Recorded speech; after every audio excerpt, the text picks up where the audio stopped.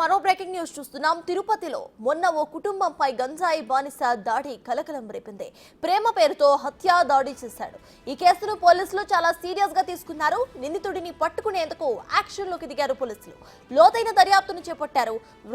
వృద్ధ మహిళను గొంతు కోసి దారుణంగా హత్య చేసి తాను ప్రేమిస్తున్నట్లుగా భావించిన మహిళ ఆమె చెల్లిపై దాడి చేసి పారిపోయాడు ఆ దుండగుడు ఎందుకు హత్య చేశాడు, దాని వెనుక ఉన్న అసలు కారణాలేంటి, ఎక్కడికి పారిపోయాడు అనే విషయాలపై పోలీసులు ఆరా తీస్తున్నారు. క్లూస్ టీం రంగంలోకి దిగి హత్య దాడిపై ఆరా తీయటం మొదలుపెట్టారు.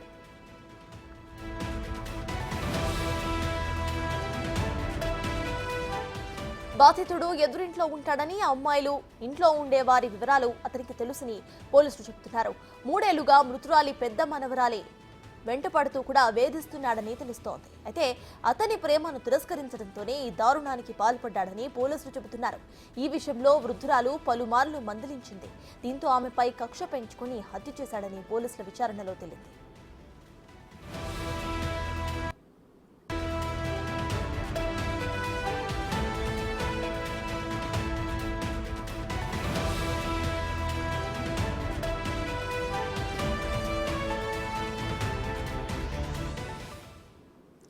ఇదే విషయంపై పూర్తి డీటెయిల్స్ మా ప్రతినిధి దామోదర్ అందిస్తారు. దామోదర్, చెప్పండి, ప్రెసెంట్ అక్కడ పోలీసుల విచారణ ఎక్కడి వరకు వచ్చింది, అప్డేట్స్ ఏంటి?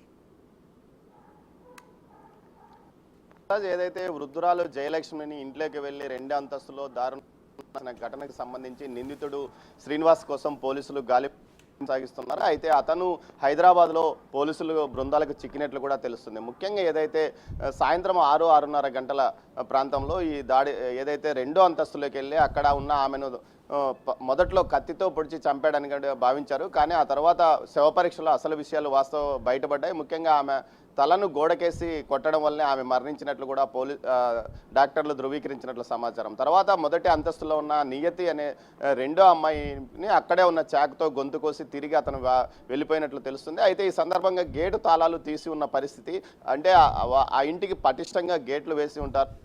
గేట్ తాళాలు ఎవరు తీశారు, తెలివిగా అతనే గేట్ ఎక్కి వెళ్ళాడా అన్న విషయంలో కూడా పోలీసులు దర్యాప్తు కొనసాగుతుంది. అయితే బయట కొంత వ్యక్తులు అతనికి సహకారం అందించారా అన్న కోణంలో కూడా దర్యాప్తు కొనసాగుతుంది. ఏదైతే హత్య చేసి ఆ తర్వాత అమ్మాయి మీద దాడికి పాల్పడిన తర్వాత అతను నేరుగా రైల్వే స్టేషన్లో వారి ద్విచక్ర వాహనాన్ని వదిలివేశాడు.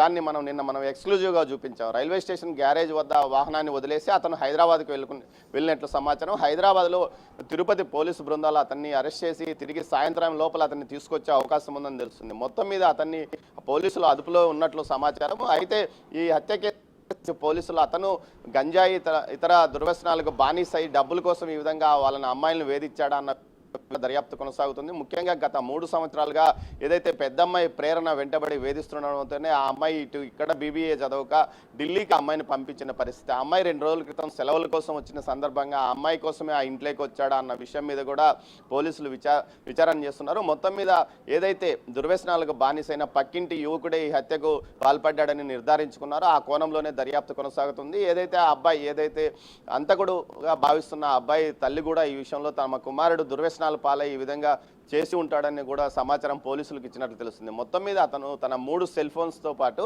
ద్విచక్ర వాహనాన్ని ఇక్కడే వదిలేసి వెళ్ళినట్లు తెలుస్తుంది. దీనికి సంబంధించి అతని డేటా కోసం కొంత ఇబ్బంది పడాల్సి వచ్చింది. అయితే సీసీ ఫుటేజ్లు ఏదైతే రైల్వే స్టేషన్తో పాటు ఇంటి వద్ద అతని సీసీ ఫుటేజ్ను పరిశీలించిన తర్వాత అతనే అని నిర్ధారించుకొని అతను ఎక్కిన ఏ ట్రైన్లో అతను హైదరాబాద్ వెళ్ళాడు అన్న విషయాన్ని గమనించి పోలీసులు ఆ దిశగా దర్యాప్తు చేశారు.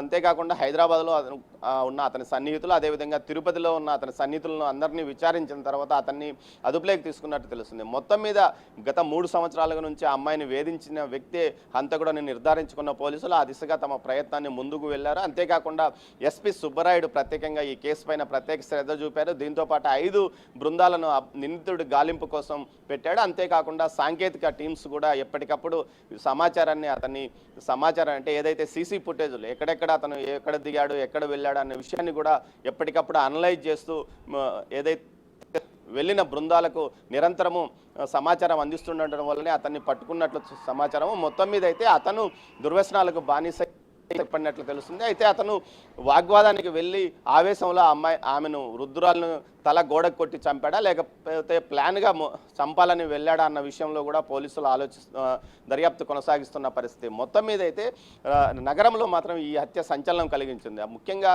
రాయల్ నగర్ తిరుపతి నగరంలో అత్యంత ఫోష్ లొకాలిటీ, ధనవంతులతో పాటు చాలామంది ఉన్నత హయ్యర్ ఎడ్యుకేషన్ కానీ ఇటు డాక్టర్స్ మిగతా వారంతా అక్కడ నివాసం ఉంటున్న పరిస్థితుల్లోనే ఆ ప్రాంతంలోనే ఈ విధమైన దారుణ హత్య జరగడము, అది కూడా ఆ తర్వాత పరారవడము, ఈ విషయాల మీద పోలీసులు చాలా సీరియస్గా తీసుకున్నారు. దీంతో ఆ హత్య జరిగిన తర్వాత నగరంలో గస్తీని కూడా పూర్తి స్థాయిలో పెంచుతున్నట్లు అధికారులు అంటున్నారు. సర్తాజ్.